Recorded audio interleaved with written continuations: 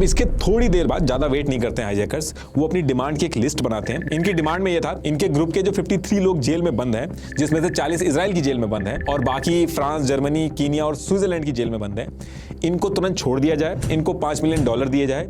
जैसे ये इनको मिल जाएगा, ये सारे पैसेंजर्स को छोड़ देंगे। और ये सारी डिमांड देने के बाद 1 जुलाई दिन में 2 बजे तक का टाइम दिया, यानी कि डेडलाइन दी इनको कि अगर इस टाइम तक ये सारी चीजें नहीं हुई तो सारे पैसेंजर्स को ये मार देंगे। तो फिर सेम डे यानी कि 29 जून 1976 को ये सारी डिमांड युगांडा की गवर्नमेंट के थ्रू इजराइल और बाकी कंट्रीज के पास पहुंच जाती है। अब ये करने के थोड़ी देर बाद ही हाईजैकर्स सारे पैसेंजर्स के पासपोर्ट लेके उनके नाम अनाउंस करते हैं।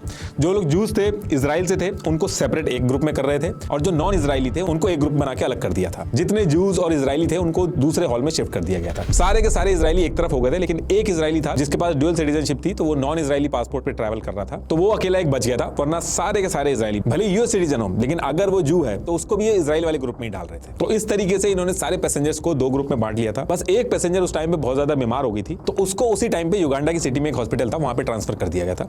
बाकी सारे पैसेंजर्स यहीं थे। और ये जो पैसेंजर हॉस्पिटल में गई थी, ये इसके हॉस्पिटल में जाना बहुत ज्यादा भारी पड़ेगा इसके ऊपर,